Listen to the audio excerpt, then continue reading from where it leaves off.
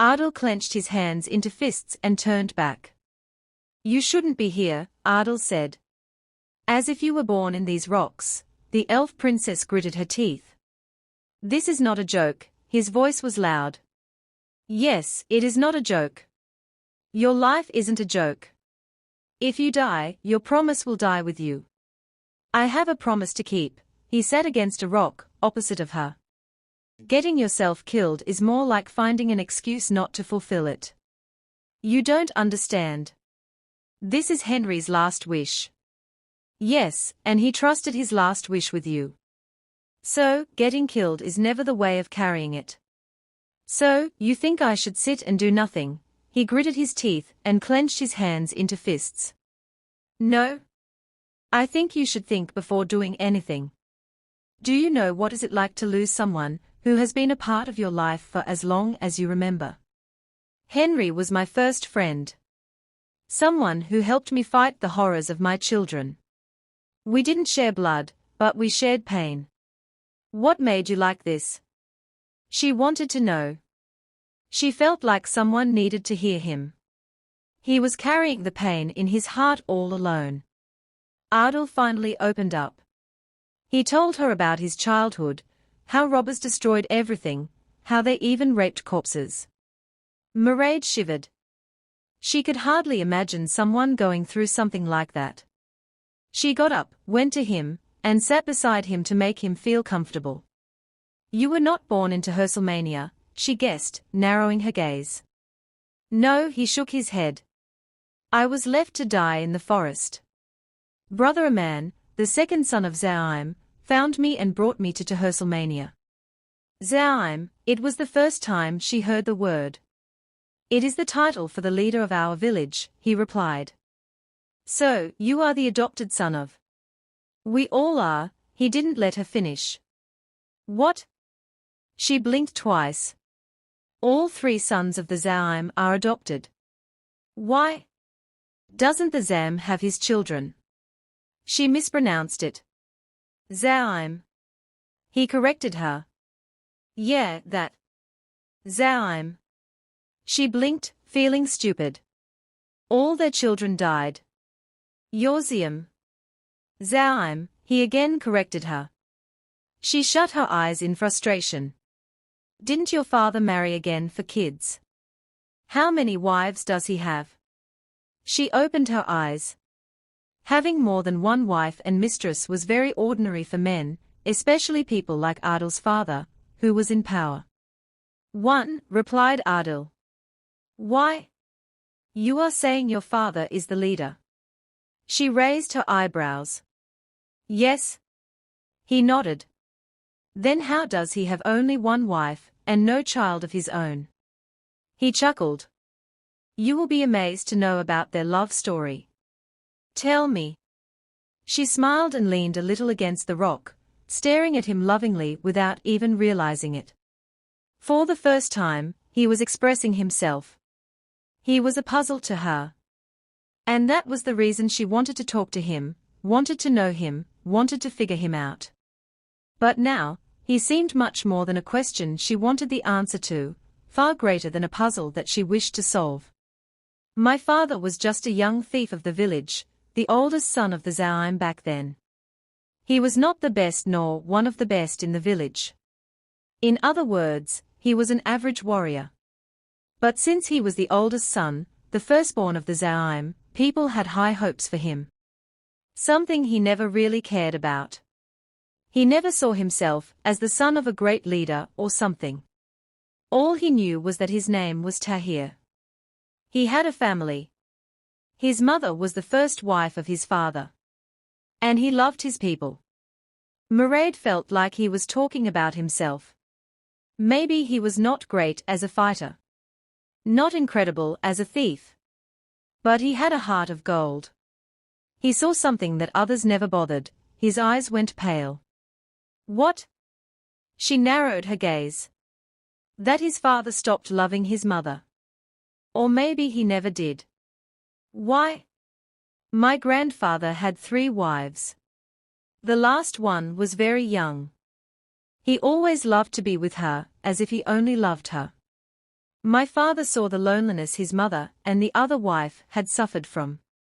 His mother suffered the most since she was the oldest. She was the first to lose her beauty. Why did she suffer?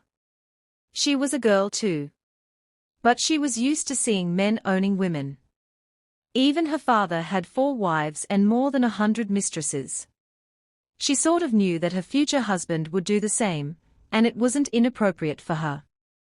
Having one woman was surprising. It was like men were supposed to have more wives than just one. It was normal in our village, too. But that doesn't mean it was right. Why? Maybe men are allowed to have more wives, but there are rules. You must do justice to all of them, and if you can't, then have only one wife. My grandfather didn't. Probably no one did at that time, but my father aimed to change that. After his mother's death, he promised that he will either do justice, or he will never marry in his life. That is why he married only one woman. Aadil smiled instead of replying. Why are you smiling? She became confused. Because that's where the love story comes in. How? She smiled, she was excited. My grandfather arranged my father's marriage with his greatest opponent's daughter. A man who always opposed him. Smart move.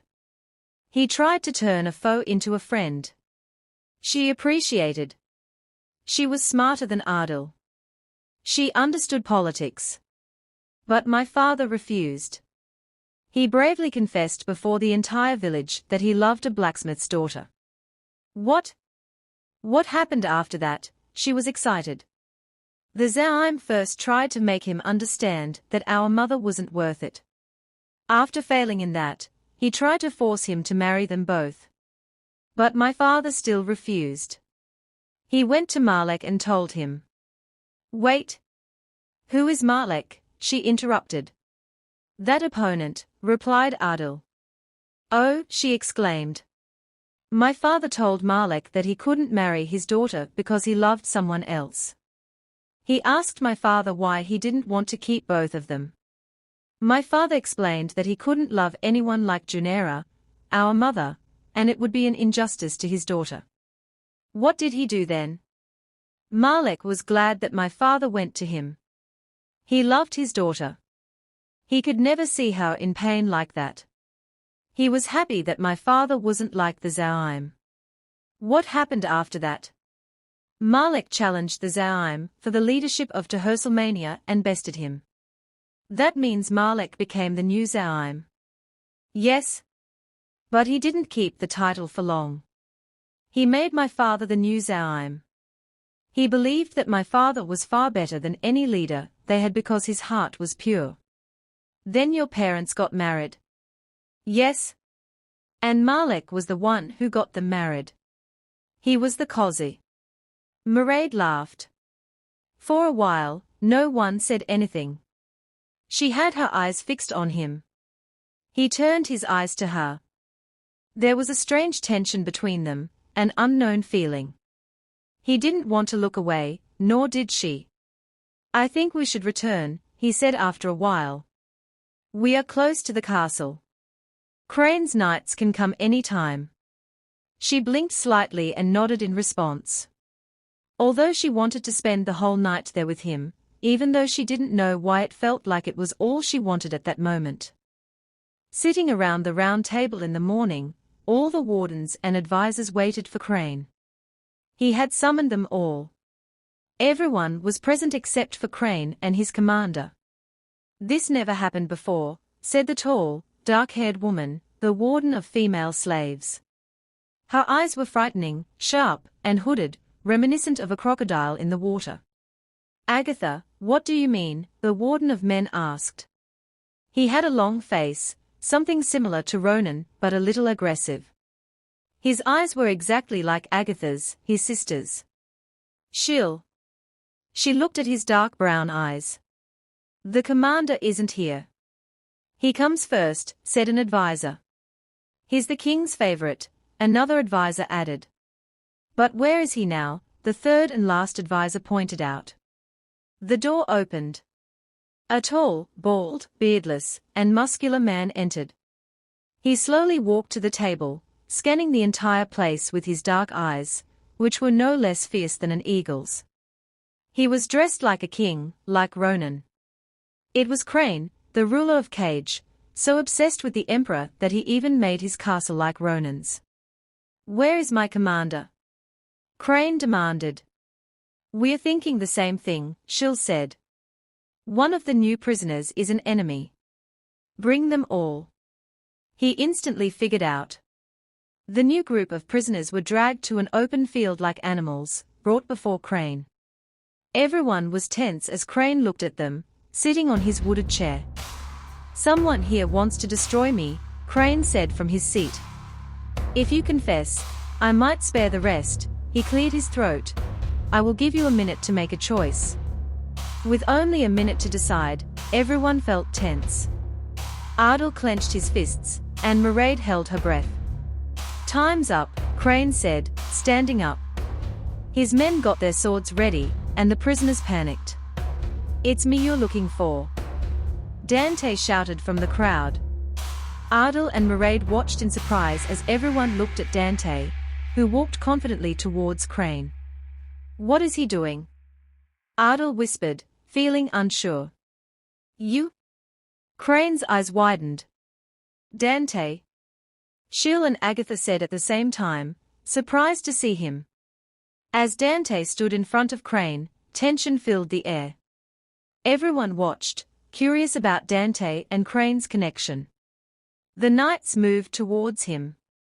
"Stay where you are." Agatha gestured at them to stop. Aadil's brows drew together, displaying his confusion. These slavers seemed to know Dante quite well. Crane's eyes were not moving from him. "After such a long time, Dante," Crane finally said, sounding oddly happy. "Dante, you were my best. I regret selling you to Ronan. If I hadn't, you wouldn't have fallen in love and stayed the heartless monster I made you.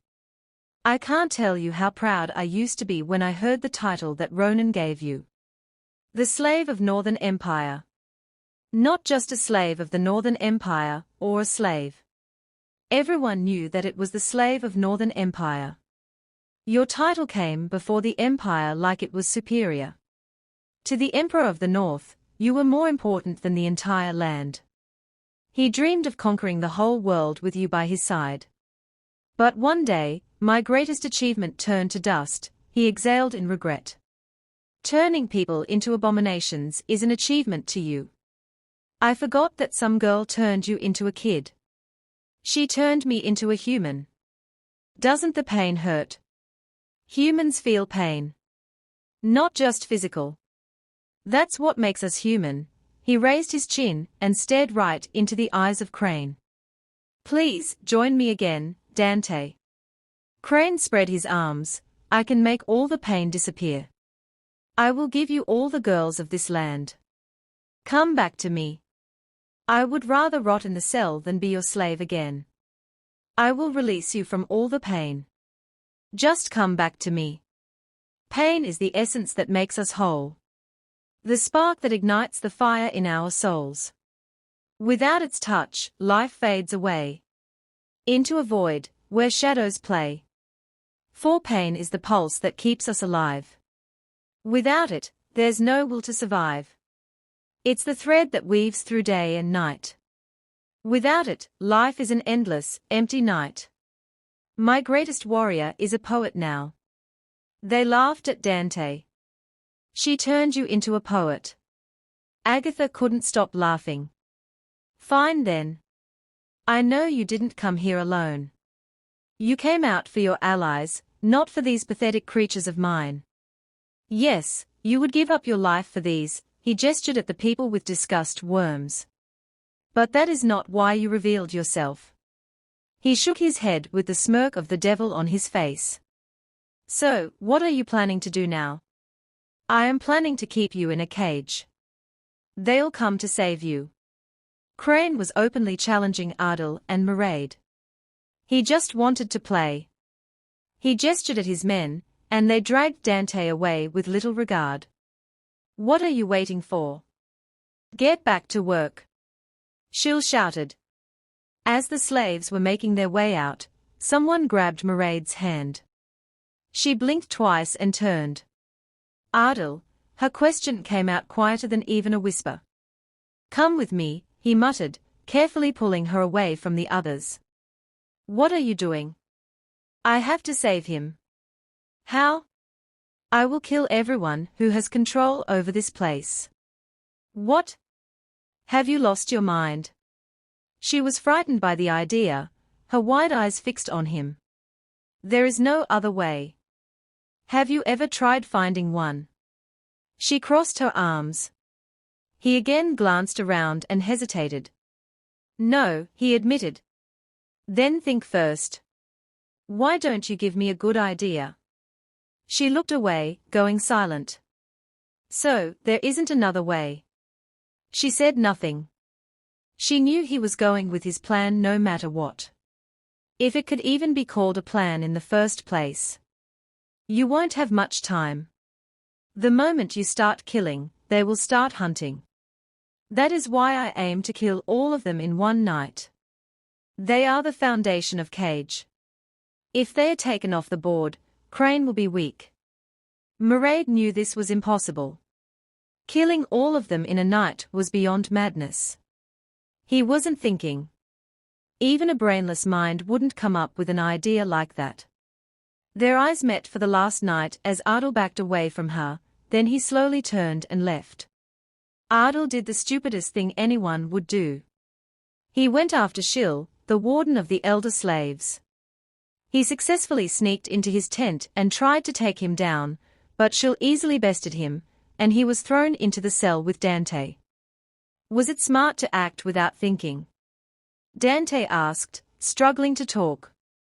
Yes, Aadil replied, annoyed. But it wasn't a quick decision. Things just got worse.